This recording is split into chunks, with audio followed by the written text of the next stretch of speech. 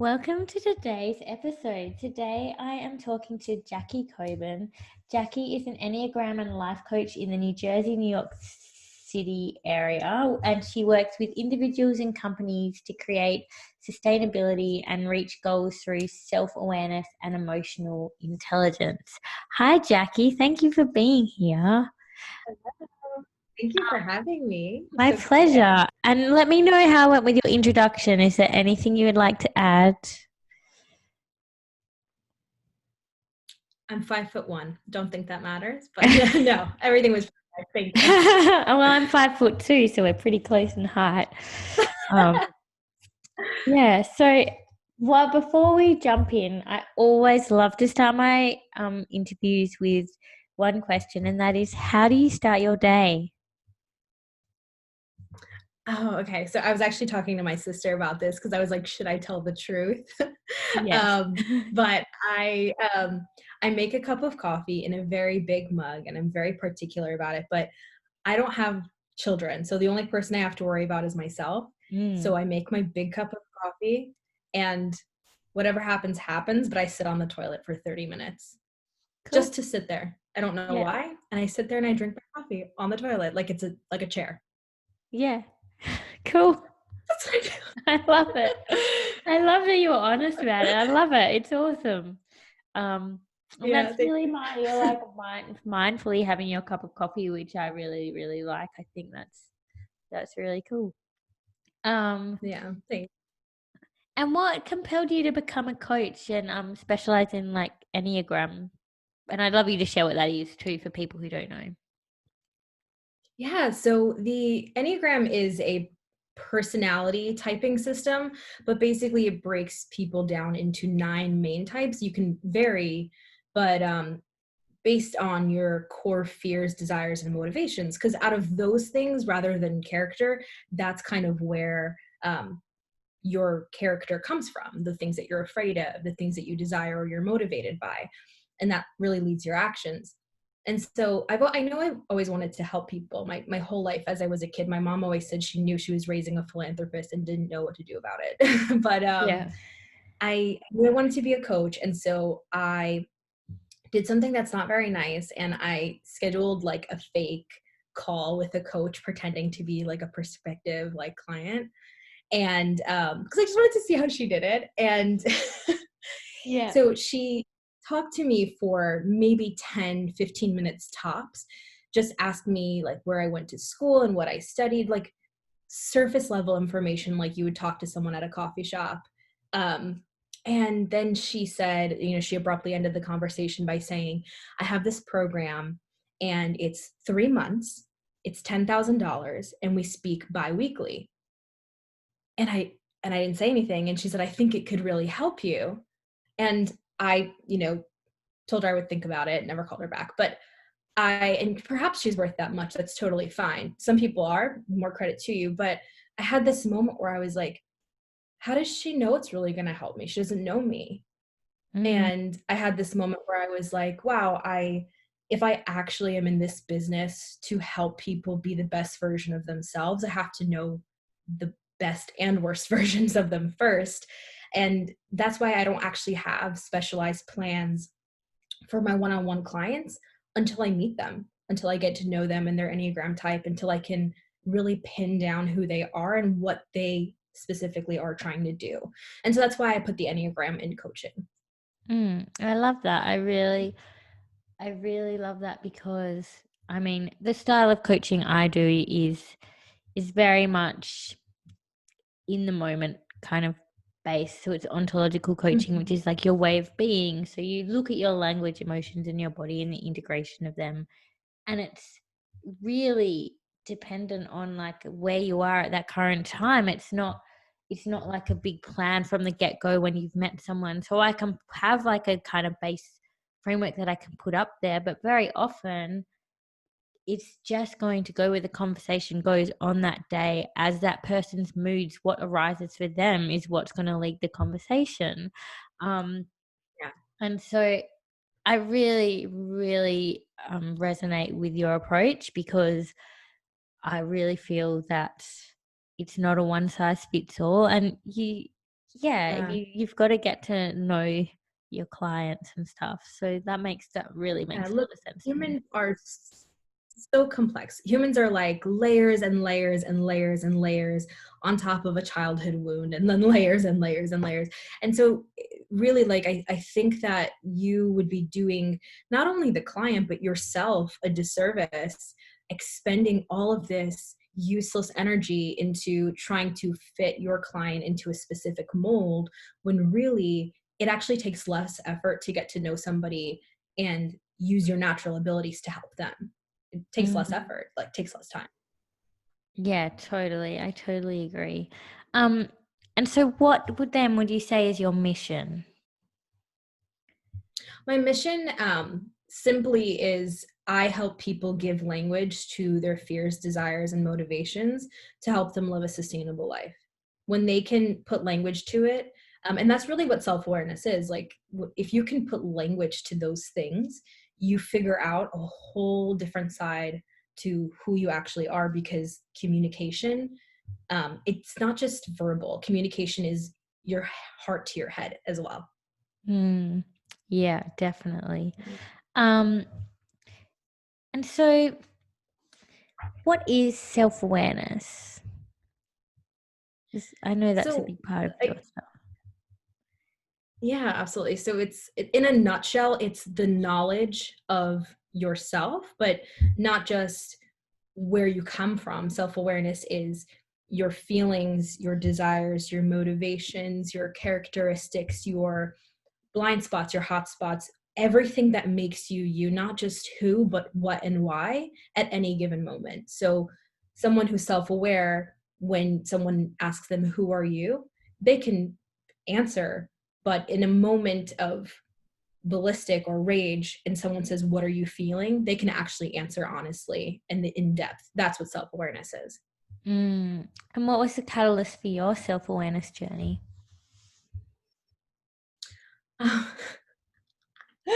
so I I grew up in an environment where, and I love my background, but I grew up in an environment where there was a lot of suppression of myself, Mm. and I experienced a lot of trauma. I experienced, unfortunately, a lot of relationship abuse, and just so many different areas. And it got to the point where there was a year, many years back, that I felt like I hit a wall. I didn't know who I was and I didn't care.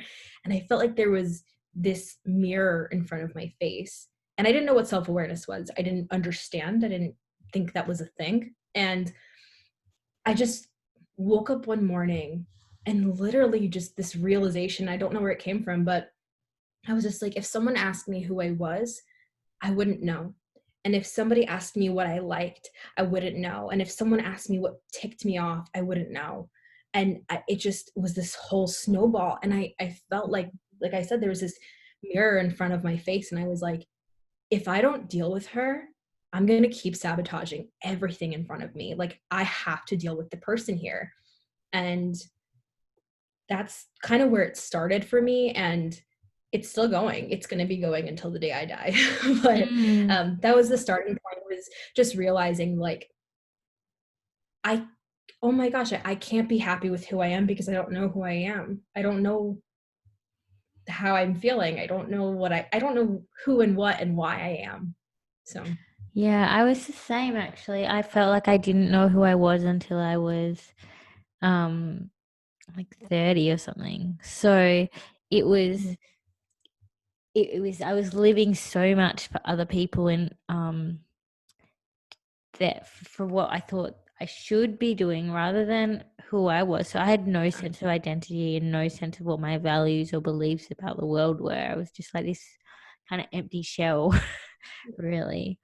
Um, Right, and not for nothing, but people as parents and as families and as friends, you know, you really just try to coddle other people, and that's love, right? If a child is crying, they're there, or if a child is angry, go to your room, or all of these different things that they work for busy parents, or they work for family members. When in reality, the narrative, I'm noticing it shifting even with young parents that are my friends to. Um, can you tell me what you're feeling? Can you tell me why you're crying? That didn't exist when I was growing up. And I'm mm, a first generation American, family of immigrants, and so we're Middle Eastern. That's not a thing. Feelings are not a thing. And so this is definitely a very new and raw experience for me. I mean, there was actually a lot of PTSD that came up when I first started the self-awareness journey. And I was like, wow, I really kept the beast in a cage for a really long time. Yeah. And so what can you give an example of like a challenge that you faced personally and how you've kind of overcome it? Yeah. So, I guess let's see. I think the biggest challenge for me is really what I would call the the kind of culmination of where it all erupted. And it was just I was just in a situation where I was getting a lot of push pull from a certain person, and getting I don't want to say fed, but being told like yes and no, yes and no, yes and no regarding things in my life and things in work. And I know I'm being a little vague here, so I apologize, but um really what ended up happening was I was really like I was about to crack. Like if a serial killer could be made, I was about to be one. I have no idea how to explain it. I was about to go crazy. I had so much going on inside me at any given moment that I was like I would just sleep for days, for weeks. I didn't have a job for months. I literally moved from New Jersey to a different state, back to New Jersey. I was trying to run away from myself. And so what ended up happening was I couldn't pin my emotions, and then I had to. And it hurt. Like, can I curse? Like it hurt it hurt like a bitch. I It was painful. Like no one tells you that the journey, everyone tells you the journey is difficult, but no one tells you that it hurts like hell. And when I had to look at a situation for what it was, not just, oh, it hurt me with words, but this situation poked me and prodded me in this specific area. And this is the emotion I'm feeling because of it. And now I'm feeling vulnerable, and now I'm feeling weak, and now I'm feeling angry. And because I'm angry, I feel like I want to do that. And following that trail is, I mean, it is the crux of self-awareness, but it was difficult and it was painful, and it hurts, and it still hurts. I am a really self-aware person, but I have my moments where I didn't realize something was creeping up on me, and I have to follow that, the little white rabbit back to its hole. And it still hurts. It still hurts every time, but I love it because I'm not holding year-long grudges. I'm not waking up one day understanding where all this pain and anger is coming from. Really, it's okay, this is going to be over in less than 2 days, and I know it because I'm going to be able to have the language to communicate what's going on. Yeah. And so I guess I was going to ask like how self-awareness has impacted you, and I feel like you've kind of explained like that quite a bit already, but is there anything else you'd like to add on that? Yeah, I honestly think it's made me more understanding of people. With self-awareness comes emotional intelligence. Like, I think, the two definitely go hand in hand. But if you are emotionally intelligent towards other people, that doesn't make you self-aware at all. That makes you very good at observing. But when you are self-aware and you're honest with yourself about it, and you just realize the types of flaws, but also the hidden hurt child, or the person who's in pain behind the anger or the frustration, when you realize that that's coming out of you, and you have to cope a certain way to survive, quote unquote, you have a lot more grace for people. You have a lot more patience and understanding for people. You're a lot more sensitive. You're a lot more compassionate in a sense. And so I've always been a natural person who's loved people, but was always really disappointed by them. And I just woke up one day and wasn't disappointed anymore because I just understood. I understood that hurt people, and it's just made me understand. Yeah. And so what are some tips for like my listeners and your listeners, whoever's listening really, to strengthen their self-awareness? Sorry, I just, sometimes I lose my words. I lost them. um, That's okay. I would say, I mean, first and foremost, if you can get into the Enneagram, that thing will hurt your feelings, but it helps. That, you know, if you, I always recommend talking to a coach or reading a book about it instead of like doing an online quiz. But it's certainly helped. It's what started my journey. But if you're not into that, or you just kind of want one tangible piece of advice, ask yourself why. So the best example is you get home from a long day and there are dishes in the sink and you are about to plunge a knife into your husband's heart, and you need to stop and ask yourself why am I angry? Well, there are dishes in the sink. Why does that make me angry? Because I have to do the dishes because he didn't. Well, what's wrong with that? Why does that piss me off? Because I'm the only adult around here, because I'm the only one that does things. Well, why do you feel like you're the only adult around here? Well, because when I was growing up, I was the responsible one. And so you follow these chains of events, and it becomes a mental practice. And that seems long. It seems long to do in a moment of anger, but it's like a muscle. The more you exercise it, the easier it is to bend and to shapen. And so the more often you do that, you practice those exercises in the moment, it comes to you more quickly. You just realize like, oh, this is making me angry because of this. This mm, is why I feel this way. And now that I realize this isn't as big of a deal as I think it is, I can do these dishes, communicate my feelings, and just get over it. mm, yeah, and you get to getting to the root of that stuff is really valuable, because you can clear it Yeah. and shift it and move through it.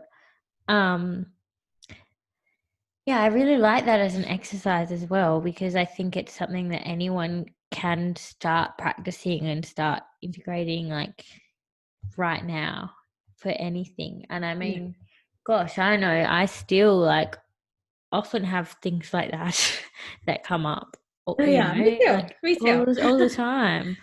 Um, and so what makes you feel like inspired or like your best self? Um, that's a great question. I think the things that make me feel inspired are um, having impactful things to do. Like I'm very much a type A person, but I don't like to be a busybody. And so for me, if like I'm doing one really impactful thing a day, and it takes up my whole day, that doesn't bother me. I really like doing impactful things, and I like when things. So if you know, today I woke up at 4 a.m. I realized that this morning it was my sweet spot. So I woke up at 4 a.m. I had my little coffee routine, and I answered emails and did a bunch of things until about 9 a.m. And I felt like it was just so impactful that I literally just spent the rest of the day with my mom, worked on some online stuff that wasn't related to work. And so that really inspires me. I also love things that directly impact people for their greater good, because I don't know, just make people great. So that it inspires me. Yeah. Yeah, I love that too. And I mean, I guess that's why we're in the coaching world, because it can be so impactful and you can really help people and see people like it's kind of like a butterfly transforming into a butterfly kind of thing, you know. So it's so fulfilling. Um Yeah.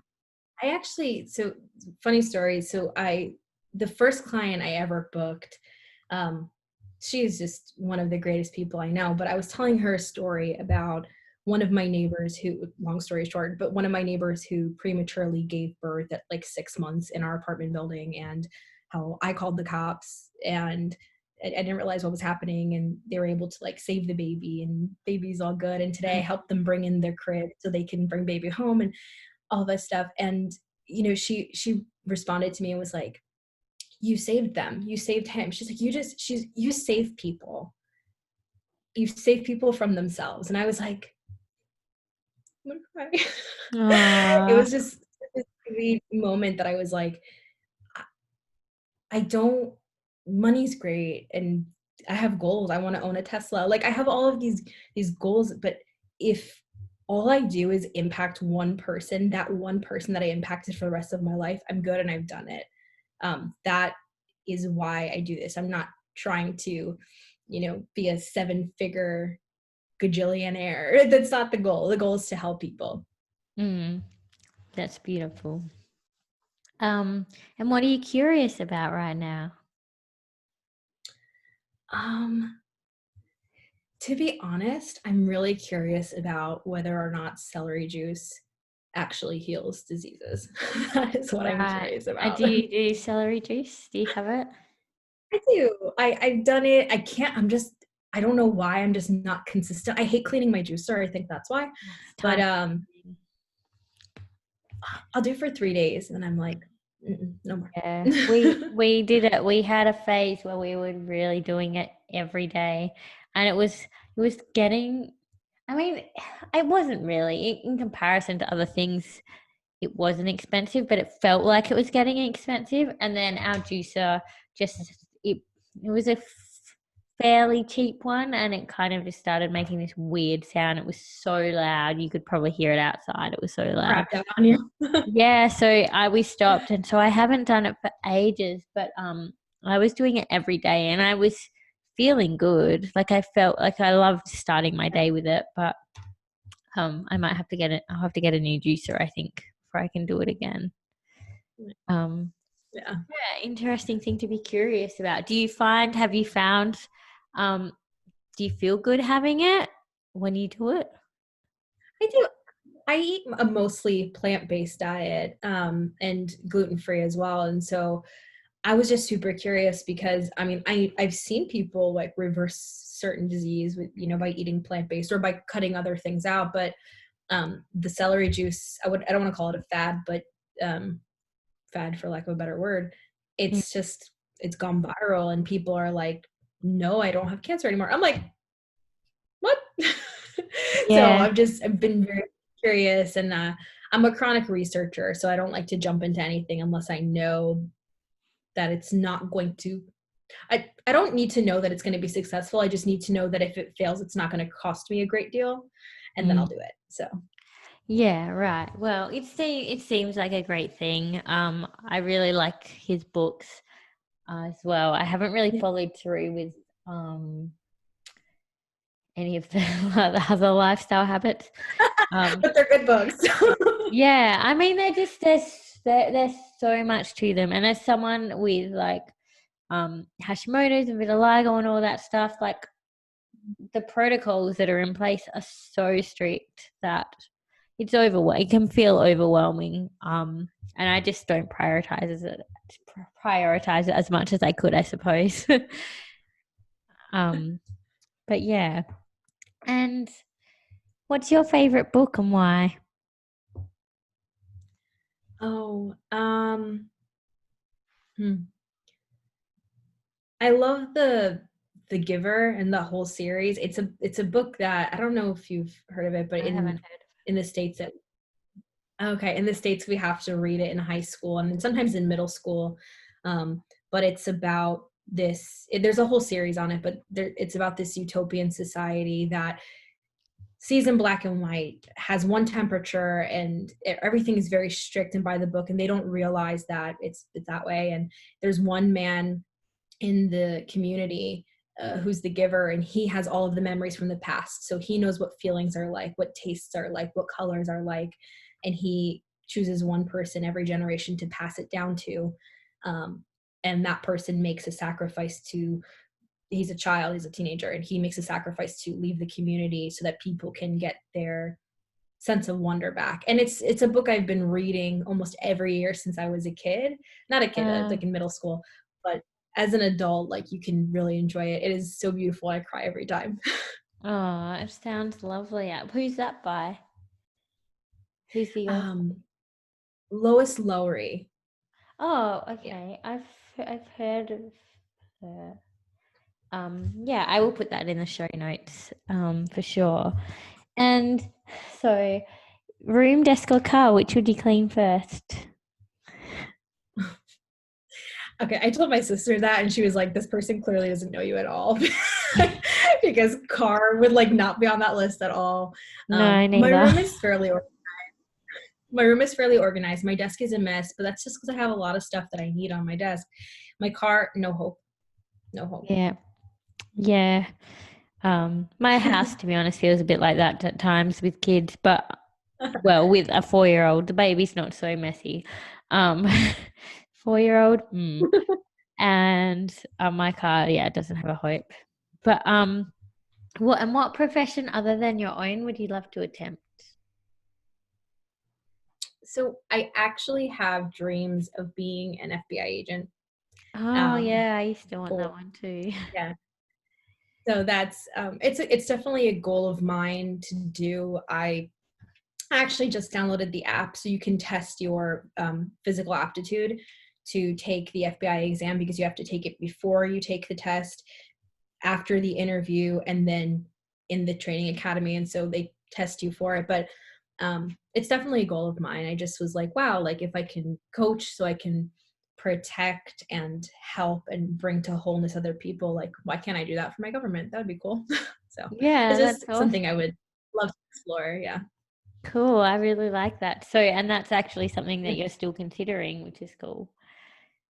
Yeah. Amazing. Um, and on a scale of 1 to 10, how weird are you?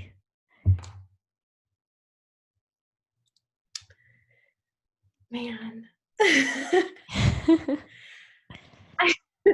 a hard answer, because it's I I'm gonna say 7, because I meet some people who relate to me to a T. Mm, And then I meet people who really like, I don't know how else to say this, but next to New Jersey is Pennsylvania, and it's so Caucasian that we call it Pennsyltucky, like it's like the okay. South, but it's actually Yeah. Pennsylvania. And so I've met people from there, and they don't really understand my culture, and they don't really understand like certain foods like hummus, like things like that. And so to them, I would be weird, but really I don't think I'm a weird person. I'm not odd.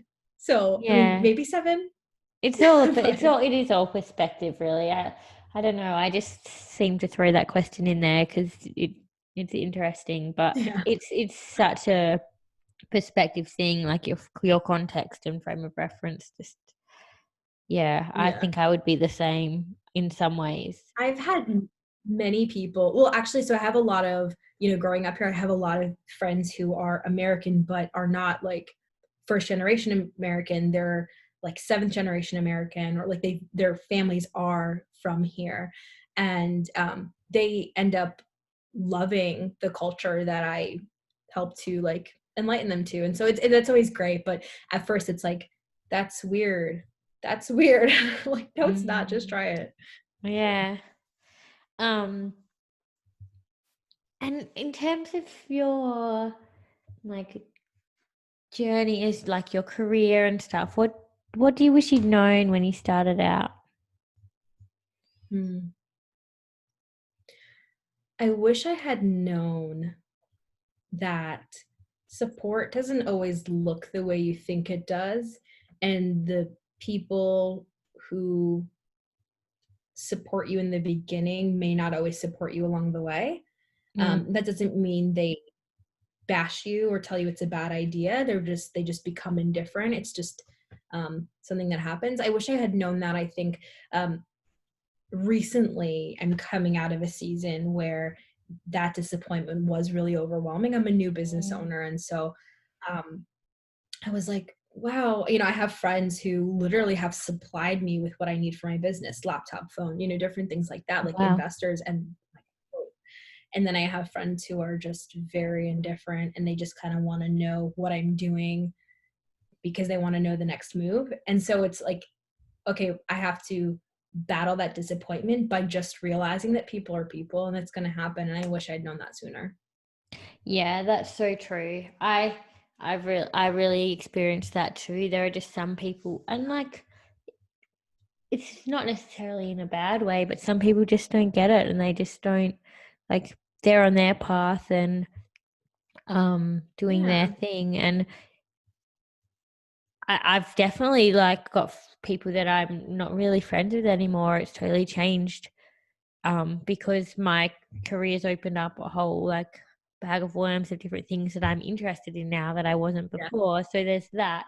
But then there are other people that, like some of my really dear friends who are really, we live really different lives, and they have no interest in what I do, and they don't get it, or don't like support what I do. Not that they don't support it, but they don't, like, they're not in some way, like they're like sharing Right. my stuff or whatever, but I'm still really close to them. And I Yeah. had that disappointment too. It's like, well, like in my head I was like, well, I would share like their stuff, or promote, like to promote their business, support Right. Right.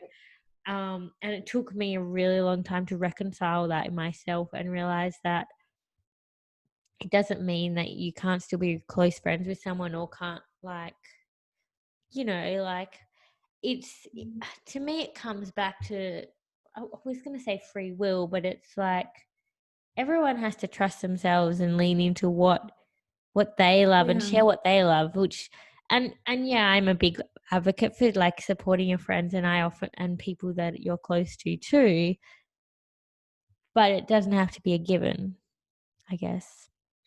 Right.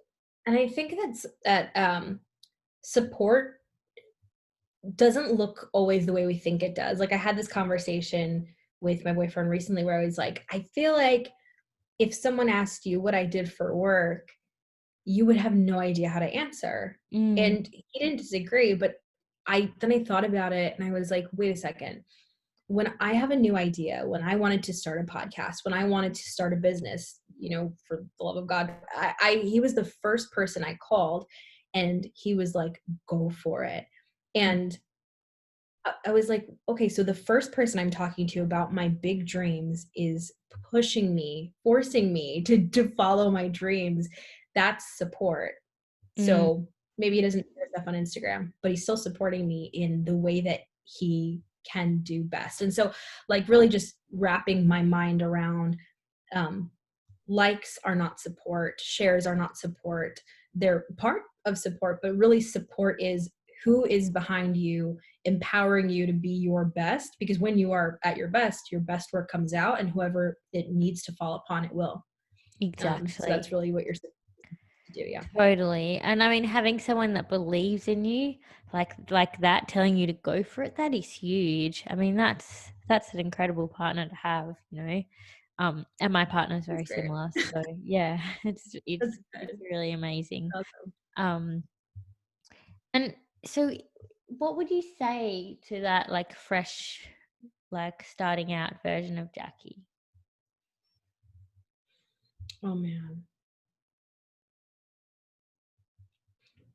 I would say hone in and focus. Don't try to, try to pinpoint what all of these desires that you want to accomplish have in common. That's really going to be important. When I first started out, I wanted to be an Enneagram coach. I wanted to be a life coach. I wanted to be a business coach. I wanted to do this. I wanted to write books. I wanted to do all of these things.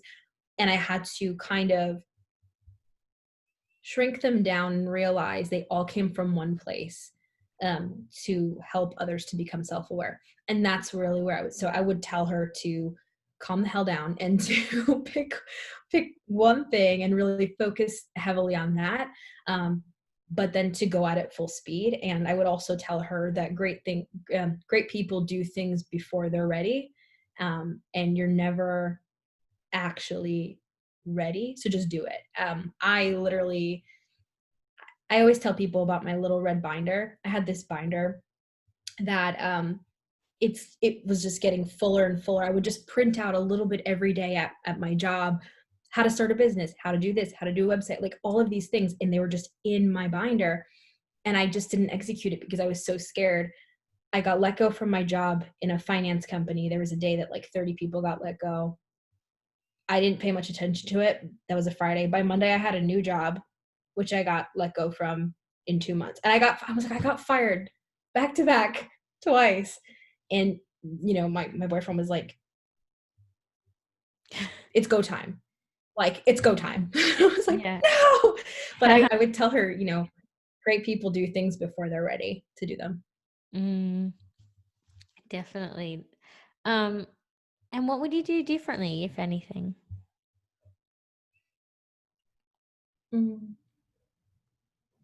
I would have saved more money.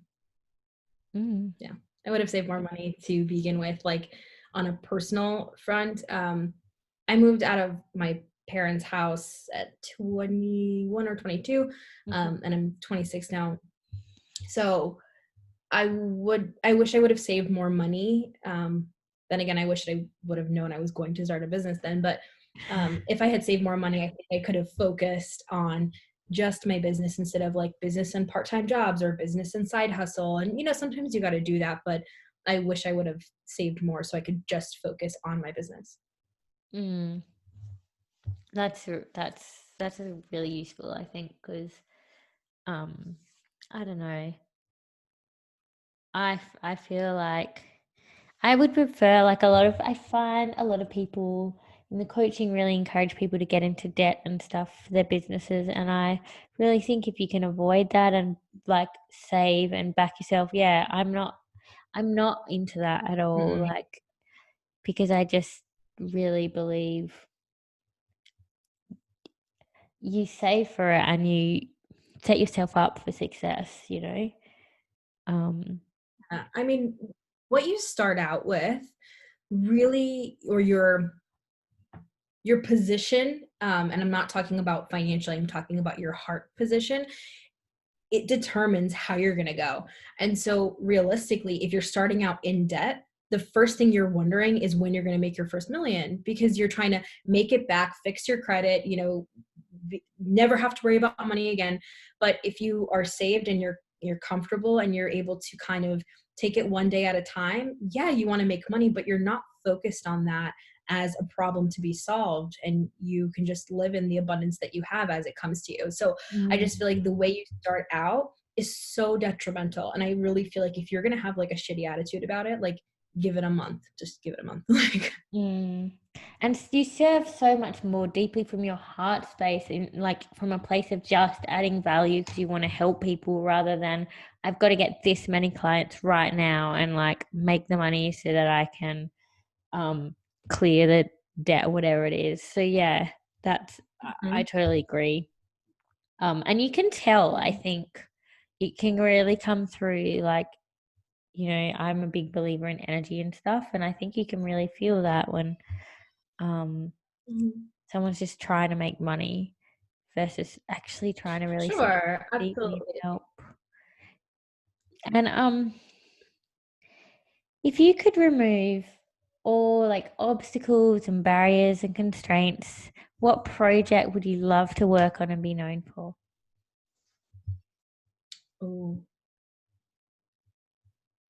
Group trainings. Like if I could do just one thing for the rest of my life, I would do group Enneagram trainings. I love sitting in a room with people. I love making people cry. I do. Not in a mean way. I just do. Like Yeah. I love the workshop that I hold for the Enneagram because I go through all of the types, the fears, the desires, the motivations. I talk about leadership styles. I talk about healthy, average, and unhealthy behaviors. I go through all of it, and people cry, people leave the room, people curse. They're so angry to hear about these parts of themselves, but they're the ones that come up to me after the meeting and they're like, okay, what do I do next? And those are my favorite moments. Mm, Also, realistically, I love group trainings because they actually pay for and fund the work that I can do for free. So the way I have it set up is that my group trainings cover most of the costs, so that if there is um, a single mom of two and she needs a little boost, I can say, hey, I've got 3 sessions, no charge, go, let's see what we can do in 3 sessions. Because so I mean, if I can focus on one thing forever and no obstacles, no constraints, it would be the group coaching, because it yields not just results financially, not just results in groups and companies and in those workshop settings, but also for the people who need the help but can't afford it. that's beautiful. And do you do those group trainings like for businesses and stuff, like corporate environments?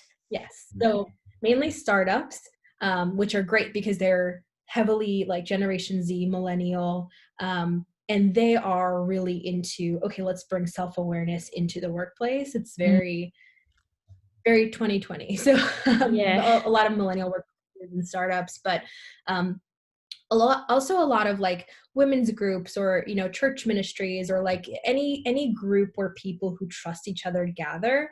Those these events are great, especially because you can feel safe to be yourself in those groups. Yeah. Um, and what's the best compliment you've ever received?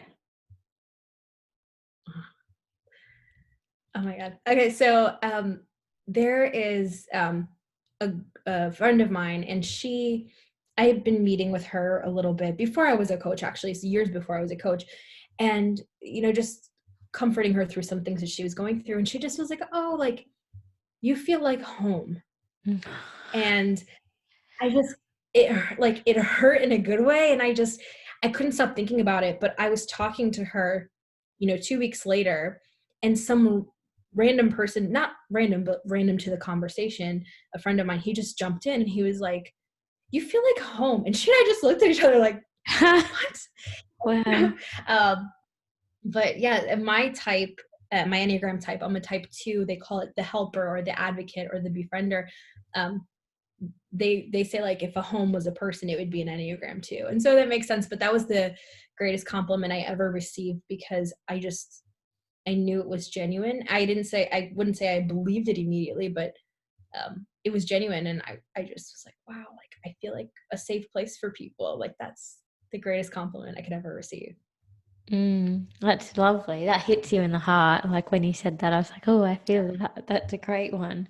Um, and what's one thing your work's done for someone you didn't expect? Mhm. Okay, so so obviously, coaching, it's not therapy, it's not counseling. I always, I do tell my clients that do want to sign up, like if they are having issues that are clinical, I do require, a counselor to sign off. They're very different things. But one thing that I think they have in common is something I didn't expect. And when I was going over some things with a client, doing that why exercise, asking, where did this come from? Why do you feel this way? It brought a memory that she had suppressed or repressed to the surface. And she just started crying and going over the memory with me.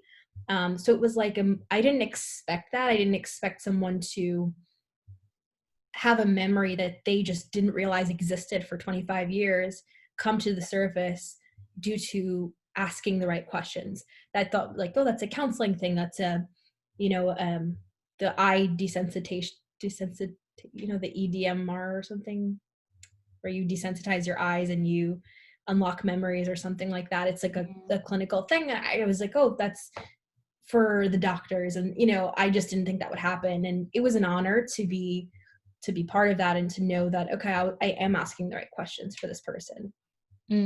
Yeah, and I know that coaching can go really deep into that stuff as well. I've experienced Yeah. that with clients too, and it's really, really powerful. And I mean, coaching, when I was doing my coach training and stuff, I had some big shifts happen for myself, releasing a lot of trauma, and like that's when I like found my identity, I guess, um, as Mm-hmm. well. So I really believe in that.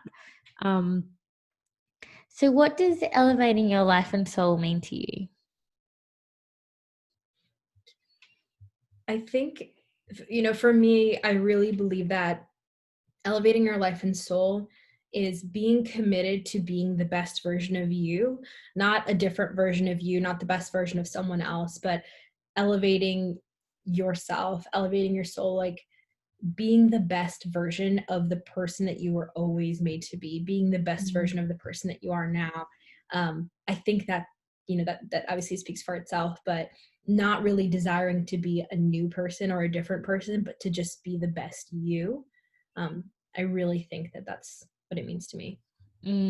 Yeah, totally. And I mean, that's really at the heart of my work, is finding your voice, and that is like being your authentic self, not trying to be anything, because as soon as you step into try, you stop being who you are. It's just about accepting all of you and being who you are and always were. So yeah, it really aligns, I feel, with your definition of elevating your life and soul. And is there anything that I haven't asked you that I wish that you wish that I asked? Mm.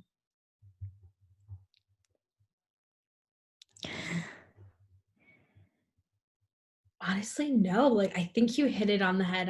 I'm seriously, sometimes I leave conversations or interviews and I'm like, didn't even ask me about that. Like, I really feel like you hit it on the head, like such a Thank wide you. spectrum of things. So no, I don't. It's Thank you. perfect. I'm receiving that feedback. I really appreciate that. I want it to, that's my ultimate intention. So that means a lot to me. And so in light of that, what do you have on offer? Like, what are you sharing? And where can people find you? Just jam a little on that stuff. Absolutely. So if you want to see some fun, inspiring Instagram posts, you can find me on Instagram at Table for Nine Coaching. That's FOR and the digit 9. And same thing, Table for Nine Coaching, same spelling.com. I would love to work with people, to have people on my podcast, to be on their podcast. I love to coach and help people figure out their Enneagram type. Instead of having them take an online test. So I'm always available for that. And I'm always running sales on that. So if y'all want to keep your eyes peeled, because it's my favorite thing to do. I think that's it. I think that's all I do Perfect. Instagram And I'll say. all Oh, the and the links. Table for Nine podcast as well. Oh, of Sorry. course. Yeah. Yeah. So I will put all of the links in the show notes so that it will be really easy for people to get to. So it's been so fun. I mean, we only connected really recently, and I really have enjoyed our conversation so far. And today was just great. It was so easy to talk to you. So absolutely been a pleasure. So thank you so much for being here today. Oh, thank you for having me. You're such a pleasure as well.